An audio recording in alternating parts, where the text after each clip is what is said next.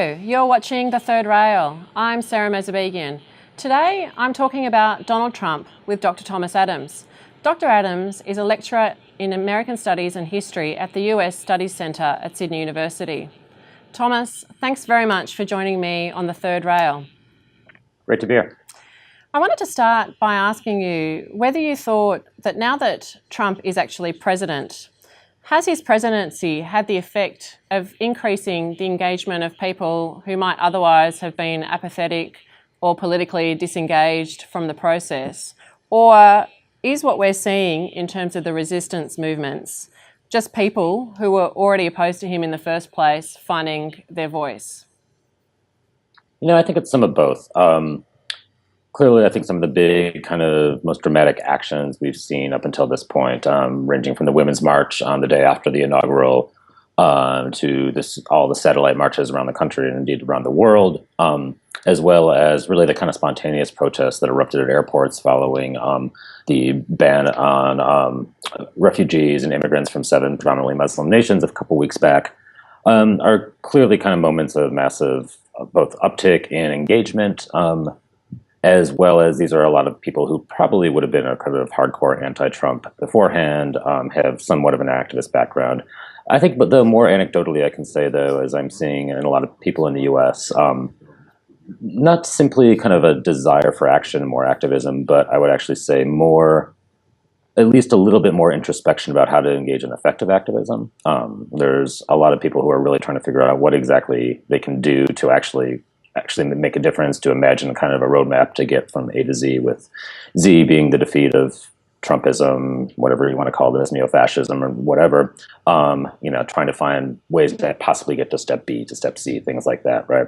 And so people are really, I think, in a very good way, starting to think through what actually constitutes real kind of effective action for change, or what constitutes kind of, the kind of witness bearing sometimes associated with protests, sometimes associated with a kind of what you might think of as social media moralizing and stuff like that. Mm.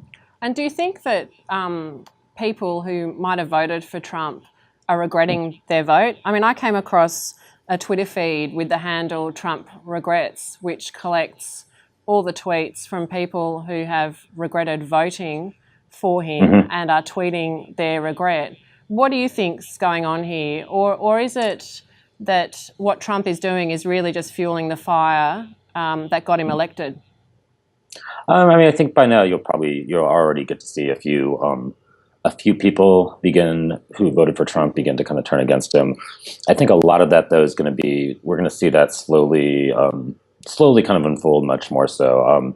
As it is right now, in terms of the actual policy stuff that he's done, as embarrassing as his tweets are, as absurd as so many of the things he's done have been, in terms of the real kind of things that are going to affect people, most Americans in day-to-day life, those things haven't come down the pipe yet. So whether that's our new education secretary, who is patently unqualified for the job and frankly doesn't believe in public education at all, a new labor secretary who has a 20-year history of basically trying to steal his workers' wages and defending his managers who sexually harass their workers. As these kinds of people begin to institute policy in the various departments and agencies in the U.S., you're going to see people, I think, much more so, ideally with an opposition that's able to point that out, much more so move against Trump, who thought in Trump they saw, I think as you kind of talked about in those tweets, saw someone who was going to, kind of tear it down in a good way, or perhaps the system needed tearing down. So and I think in the end, not a lot, but there's a certain number of Trump voters out there who really, again, saw they were getting nothing from either political party, and they thought Trump was going to be a means to the end to, again, kind of burn the whole thing down. And I think those people, as things actually get qualitatively worse in a lot of people's lives, will begin to kind of perhaps shift a bit.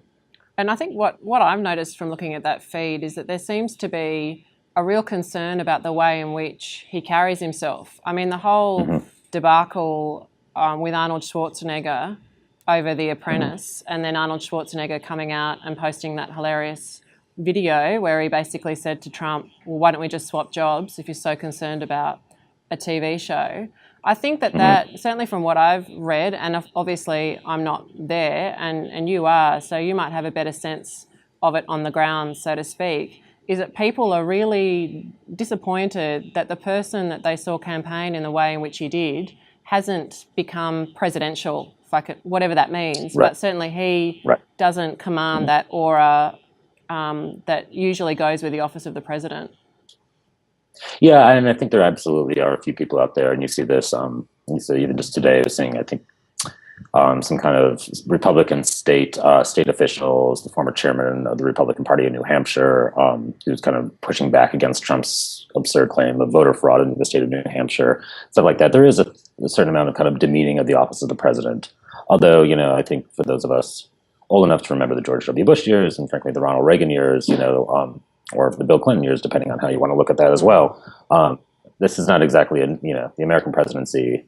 It's not the kind of West Wing halo that it frequently gets thought about as in kind of global popular culture. In the end, though, I think most Trump voters, though, I think were doing much more instrumental decisions. I mean, Trump basically held all of Mitt Romney's voters, so all of the kind of upper middle class, white suburban voters that Mitt Romney got. He added a few select working class voters and a few very select counties in the deindustrializing Midwest.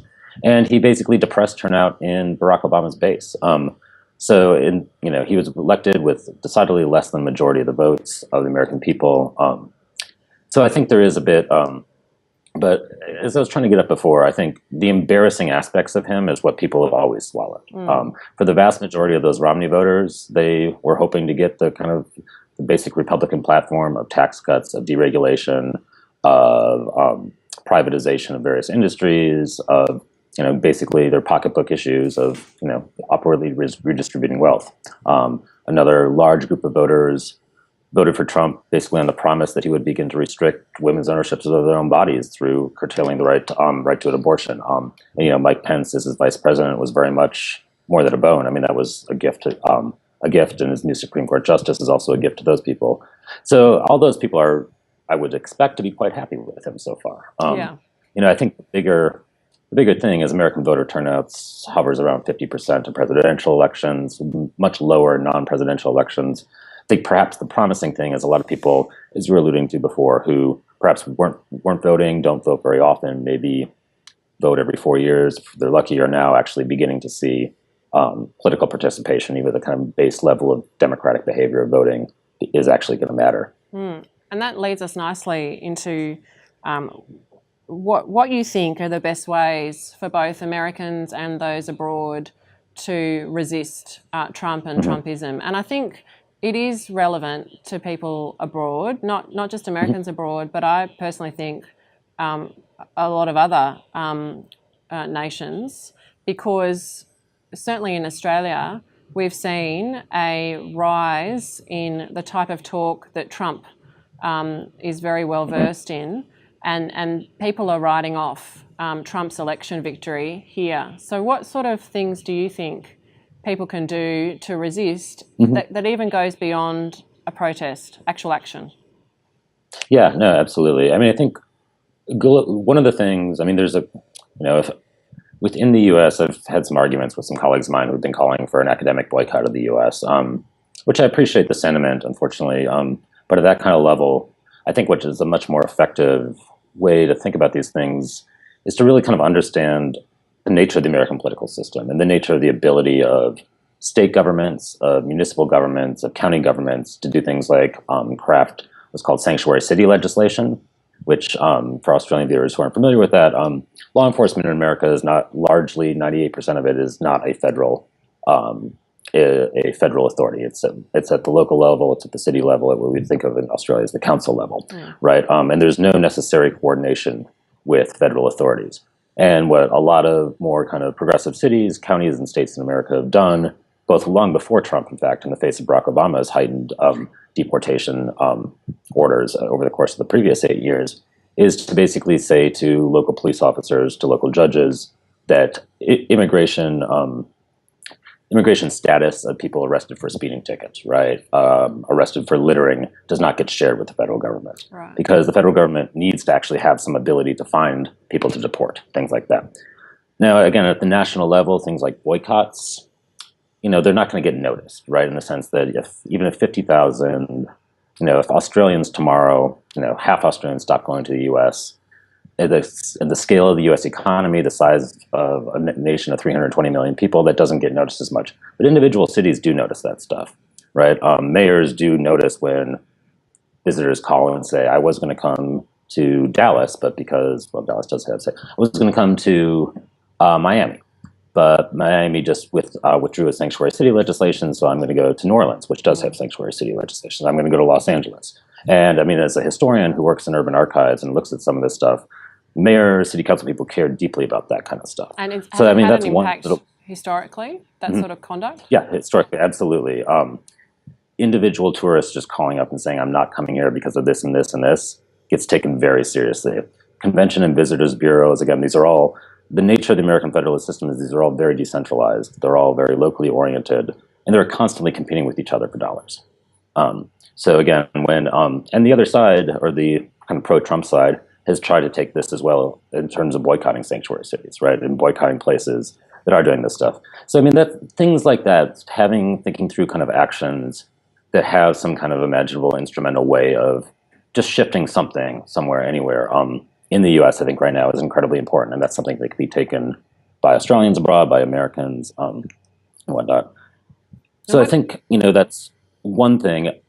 Go on, please. Sorry, I was just going to say, and you're probably going on to it, I was just going to ask you what you thought about people writing to their political representatives or lobbying them as individuals, because I've read a lot of stuff about how that's actually quite effective. And in fact, there's some media suggesting that as a result of the lobbying activities of ordinary citizens in the US, that led to some relaxation of the Muslim ban vis-a-vis green card holders and dual nationals. What's your take on that?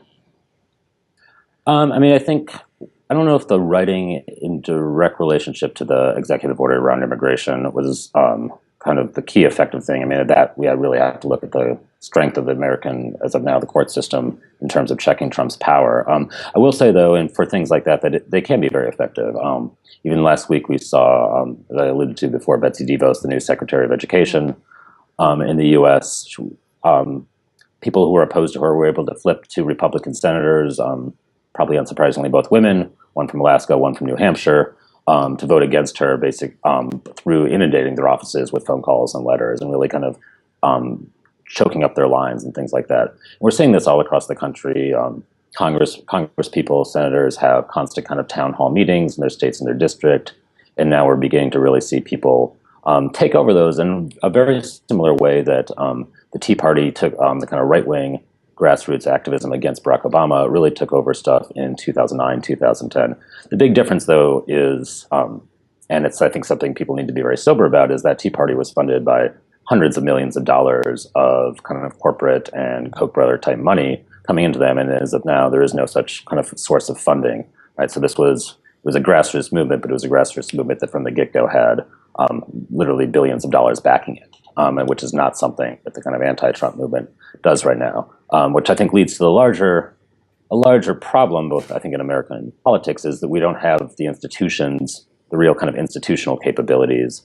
And it's frankly true a lot of places in the world, whether it's in labor unions, civil rights organizations, other forms of membership organizations that can really kind of mobilize people around common interests anymore. And those have been slowly decimated under both Democrat and Republican presidencies going back 40 years. But then just to add, I think to me, in many ways, I mean, it's, like everyone else, pretty much everyone else in the world, I called the election wrong. So I need to make predictions on this kinds of stuff. But, I think if we want to take away lessons from this, and I think the lessons apply globally, we're seeing them in France right now in terms of the run-up to the French presidential elections. I mean, I haven't looked at Pauline Hanson's approvals recently in Australia, but, she still seems to have her cohort and perhaps growing of support in Australia. Whether you look in the Philippines, whether you look in Egypt, anywhere around the world, you're seeing there's a deep unhappiness, whether I think I would argue largely with a kind of a world of which there are very specific winners and lots of very specific losers in this world these days. And, that kind of impulse that I think was that led some people to vote for Trump, not out of any kind of affinity not out of any kind of even agreement with policy, but out of a basic sense that, well, this guy's going to really kind of wipe the slate clean some way or another. And I think that impulse is easily shared across some of the distressed and depressed locations in Australia, in Western Europe, in Southeast Asia, right, where there are very clear winners and losers of this world, and increasingly the kind of opportunities that some places saw for many years in the kind of heyday of kind of Keynesian social liberalism in the aftermath of World War II. Other places have kind of been promised. But that's a situation very much ripe for a different version of Donald Trump anywhere else.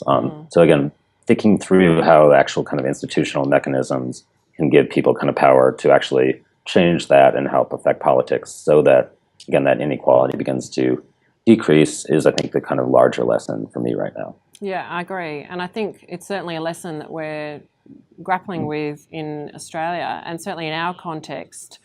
I find it really gobsmacking sometimes that we don't hear the alternative policies being put out there, or at least they're not being publicised by the mainstream media, so that it seems like to people who are in that depressed condition that the only option is to go far right.